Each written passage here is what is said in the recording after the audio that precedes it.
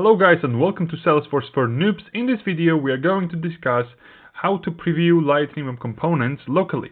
So this new feature gives us ability to develop Lightning Web Components and preview them in real time in Lightning apps and Lightning Web Runtime sites for Experience Cloud. So if you have worked on Lightning Web Components before, you already know how the process is, right?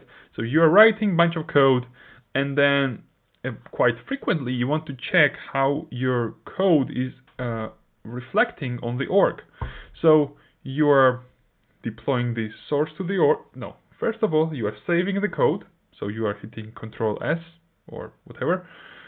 Then you are deploying the source to the org, and then you are refreshing the page in the browser. So 3 steps, right? And this is really time consuming when you are working on complex Lightning Web Components projects, right? Because when I was working on those kind of projects, probably I was doing those 3 steps 60 times per day, or maybe even more, right? So it's really time consuming and boring. So this feature gives us ability to minimize these 3 steps and make this 3 steps process just 1-step process. So by just saving the code, your changes will automatically be reflected in the preview. So note here that I am not saying that your changes will be reflected on the org. No, but rather it will be reflected on in the preview. Because your changes are not reflected in the actual sandbox or Scratchwork. No. They are reflected in the kinda virtual instance of sandbox or Scratchwork. And I know it sounds really confusing now, but I will show you the examples. I will explain everything and it will be easy to understand, I promise. Okay? I'm just giving you the just high level of understanding in advance before we dive in that your changes will not be reflected on the actual sandbox or Scratchwork, okay, but rather in the virtual instance of them. And once you are done developing, and so those virtual instances are for that purpose, to just preview your code in realistic Lightning app and how it looks in the Lightning app or Lightning Web Runtime site. And then once you like it, and once you're done developing, then you can deploy them to the sandbox or Scratchwork. So previewing Lightning Web Components locally works. So in Salesforce Doc also it's written currently like this, that it's available in production org, also in sandbox org, which are sandbox orgs which are on Winter 25 release, and also on Scratchworks. So to enable Lightning local preview of Lightning Components, steps are pretty much same for sandbox and Scratchworks, but difference is there is just slight difference. There is one extra step for Scratchworks, and I will show you what that step is. So in this example, I will use Scratchworks, okay, today. So I already have created my Scratchwork. I also have created a Lightning Web Component, as you can see. So just simple Lightning component. So here we have greeting variable inside HTML. And here we have the greeting, which is hi there, and we have this XML, so I'm exposing this LWC to app page. And I have also created app page on my Scratchwork. I will show you that. Let me open the Scratchwork, sf org open target org my Scratch org. Let's wait. All right. I have also authorized my Scratchwork before turning on the video. So it's already authorized, and I actually have played already with this Lightroom component. So let me deploy this latest version to this Scratchwork. Okay, and now I will go to Sales app. I have made my app page available for the Sales app. Okay, and here it is, local dev test. This is the app page which I created, and it says here, yeah, it says, let me zoom in. So it says, hey there. Okay. Alright, so now I want to start previewing my Lightroom components locally. So I want to be able to change my LWC, just save the code, and I want to see instant changes in Lightroom app. Okay, so now let's do that. So first step in order to enable your Lightroom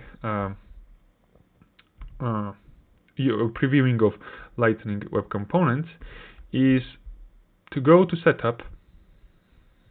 Okay, and you have to type in local dev. As you can see here, we have local dev, and make sure you tick it and make it true. Okay, so once you enable here, then for Scratchworks, this is the extra step for Scratchworks. You're going to project Scratchwork definition JSON and make sure you have this property here.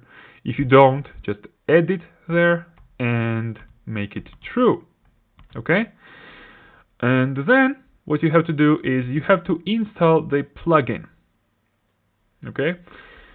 And plugin looks something like this. SF plugins install. So you are installing, so you will install this plugin. I have already installed it, so I will not install again, right? And once you have installed it successfully, okay, and once you already have done those steps, so once you enabled local dev in the Scratchwork, and once you make this property enable Lightroom preview as true, and once you have installed that plugin, now you can open that Lightroom dev server. So SF Lightroom dev app. This is the command to open that dev server. Okay, let's wait. So it gives you the options to, so it asks you actually for which device do you want to preview your Lightroom components.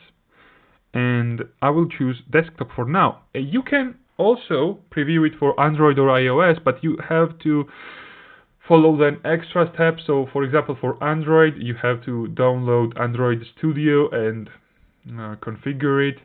And then, yeah, sure, you can use that as well. And for iOS also, you have to install another desktop application and configure it, and then you can also use that. So then it gives you Android or iOS emulators or simulators, and you can preview your LWC there. Okay, let me choose desktop for now, and then it will give me the option to choose the app. So for which apps I want to preview my Lightroom components. So as you remember, I told you that I made my Lightroom app page available for Sales app. So I will choose Sales app. And as you can see, now Lightroom dev server is opening. Okay, this is the preview. This is the kind of virtual instance of the Scratchwork which I mentioned. So if you take a look at the URL, it's similar to the Scratchwork, but it's kind of different, and it's longer URL. So this is not the actual Scratchwork. The changes which will be done here. So let me show you. Let me prove it to you what I mean, right? So now I will say here, hey Iko and Luca. I will hit save, Control S, and as you can see, it's reflected here. However, it's not reflected in the actual Scratchwork. This is the virtual instance of the Scratchwork. So if I go to the Scratchwork itself, it still says here, hi there. Even if I refresh the page, it doesn't make difference. It still says, hi there. Okay? Because this is not this actual Scratchwork. Okay? That's what you have to understand really well. Okay? Isn't it cool? Actually, I can now just put it like this, and okay, let's play with it a little bit. So whatever changes I'm making here in Lightroom component, they are reflected just instantly. So if I now hit Control S, that's it. That's it. So changes are here. This is really, really, really cool. So yeah, that's how it works. It's really sweet. That was actually it. So now imagine you are working on a complex LWC project, and you are doing bunch of development and you are previewing changes here. And yeah, then once you are done, you can just deploy your changes to the org. So I can just leave hey. And if I now deploy the source to the org, it's run. So once you are done with the development, then you can deploy your changes, your final changes. And if I refresh now my Scratchwork, this is the Scratchwork. As you can see, it says hey. Yeah, that's it. I hope you liked the video. If so, then put the like on the video and subscribe to the channel and turn on notifications on the channel so you don't miss the next videos. And share this video to your friends and colleagues and leave some comments. And if you have some questions, feel free to reach me out on LinkedIn, okay, or email or whatever. Yeah. And bye. See you in the next video.